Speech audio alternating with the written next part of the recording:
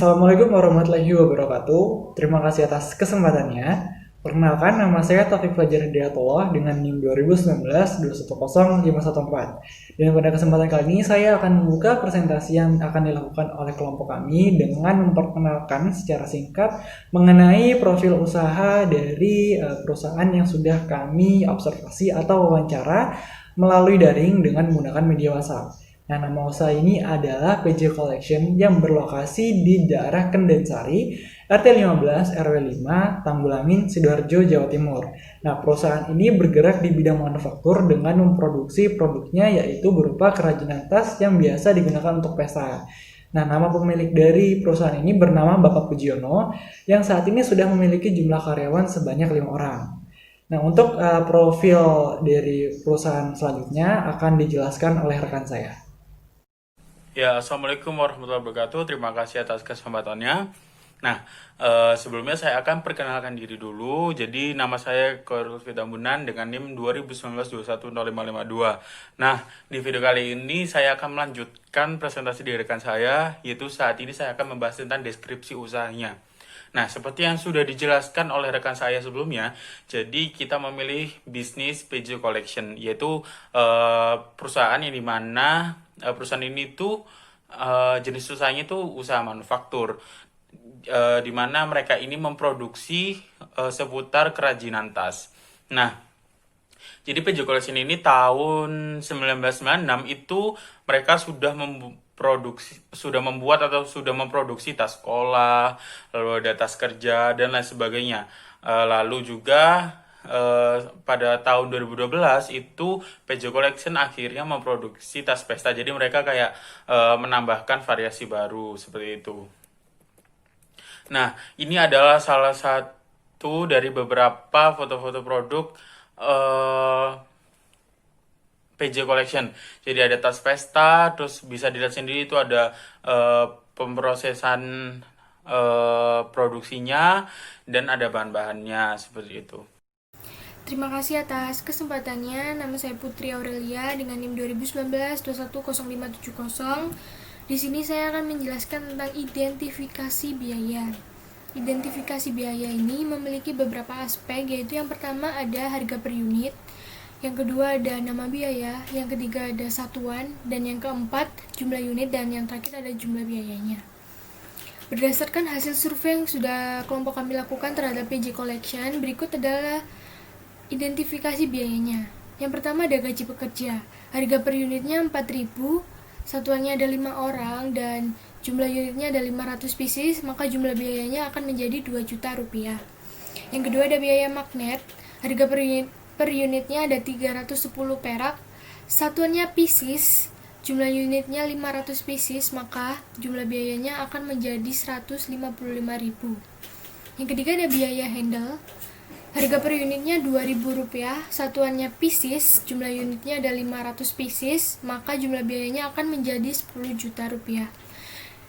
Yang keempat ada biaya plastik. Harga per unitnya 160 perak, satuannya pieces, dan jumlah unitnya ada 500 pieces, maka jumlah biayanya akan menjadi Rp80.000. Yang kelima ada karton. Harga per unitnya Rp1.000, satuannya pieces, jumlah unitnya ada 500 pieces, maka jumlah biayanya akan menjadi 5 juta. Yang keenam ada tali pengait. Harga per unitnya ada 132 perak, satuannya pieces, jumlah unitnya ada 500 pieces, maka jumlah biayanya akan menjadi Rp66.000. Yang ketujuh ada tres. Harga per unitnya 33 perak, satuannya pieces, jumlah unitnya ada 500 pieces, maka jumlah biayanya akan menjadi Rp16.500. Yang ke-8 ada manik-manik merek. Harga per unitnya 350 perak, satuannya pieces, jumlah unitnya ada 500 pieces, jumlah biayanya akan menjadi Rp1.750.000. Dan yang ke-9 ada benang. Harga per unitnya Rp10.000, satuannya pieces, jumlah unitnya ada 3, maka jumlah biayanya akan menjadi Rp40.000. Dan barang-barang tersebut itu untuk memproduksi bahan mentah menjadi bahan produksi PJ Collection, yaitu berupa tas. Oke, untuk presentasi selanjutnya akan dilanjutkan oleh teman saya. Terima kasih. Nah, selanjutnya saya akan melanjutkan presentasi dari Aurel. Jadi, ada yang keseluruhan itu ada benang. Jadi, benangnya itu harga satuannya itu 10.000 per pieces. Nah, itu mereka hanya menggunakan 4 saja, sehingga jumlah biaya untuk benangnya hanya 40.000. Selanjutnya ada manik-manik. Jadi manik-maniknya itu sekitar 1.250 itu per meter. Nah, itu mereka hanya menggunakannya beberapa sehingga jumlahnya itu hanya 50.000. Lalu ada lemnya itu 60.000 per liter. Nah, mereka itu hanya memakai 1 liter lem aja. Nah, lemnya ini digunakan untuk menempelkan beberapa aksesoris atau manik-manik di tasnya tersebut. Lalu ada kain cover bag. Jadi kain cover bag ini harganya 3.000 per meternya. Nah, mereka itu membutuhkan 100 untuk tas-tasnya, sehingga untuk kain cover bag ini jumlahnya hanya 300.000. Lalu ada kain party, itu sekitar 55.000 per meter. Nah, mereka juga yang membutuhkan 100 saja untuk tas-tasnya, karena kain party ini tuh biasanya untuk dipakai sebagai lapisan luar untuk mempercantik tas-tasnya. Itu sehingga jumlah biaya untuk kain partinya itu 5.500.000. Selanjutnya ada kain imitasi Lorena. Jadi kain imitasi Lorena ini harganya itu 28.000 per meter. Mereka juga hanya memakainya sekitar 100 saja, sehingga jumlah biayanya itu 2.800.000 untuk kain imitasi Lorena. Lalu ada biaya kurir. Biaya kurirnya ini mereka menggunakannya dalam satu periode itu hanya 1 juta. Lalu biaya internet untuk beberapa kinerja mereka itu sekitar 260.000, itu pun satu periode. Lalu listrik itu 1 bulan, itu biaya mereka 4 juta. Baik, selanjutnya akan dilanjutkan oleh rekan saya.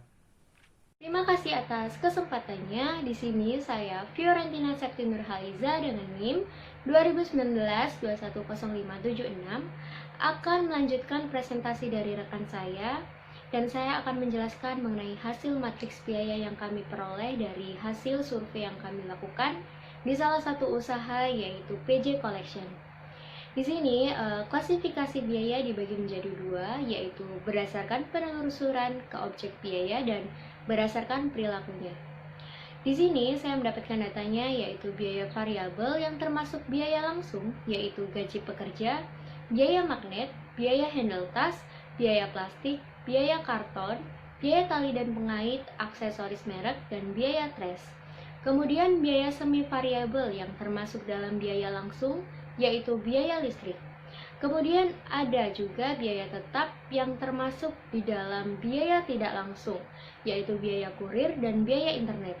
Kemudian biaya variabel yang termasuk biaya tidak langsung, yaitu biaya benang, biaya manik-manik, biaya lem, biaya kain cover bag, dan biaya kain party. Sekian dari saya, terima kasih, dan akan dilanjutkan oleh rekan saya. Assalamualaikum warahmatullahi wabarakatuh. Di sini saya Rara Ayu Elviani dengan NIM 2019-210579 akan melanjutkan presentasi dari rekan saya, yaitu laporan laba rugi dari PJ Collection periode September 2020. Pertama, diperoleh pendapatan sebesar 12.500.000 dari 25.000 dikali 500 pieces. Lalu harga pokok penjualan bahan baku terdiri dari magnet 155.000, handle tas 1 juta, plastik 80.000, karton 500.000, tali dan pengait 66.000, trash 16.500, lalu aksesoris merek 175.000, sehingga total bahan baku yang digunakan yaitu 1.992.500. Lalu terdapat tenaga kerja langsung itu 2 juta. Lalu dapat juga biaya overhead pabrik terdiri dari benang 40.000, manik-manik 50.000,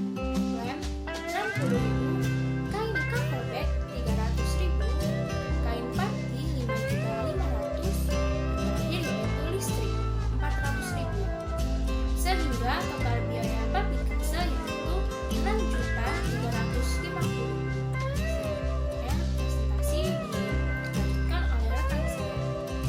Terima kasih. Terima kasih atas kesempatannya.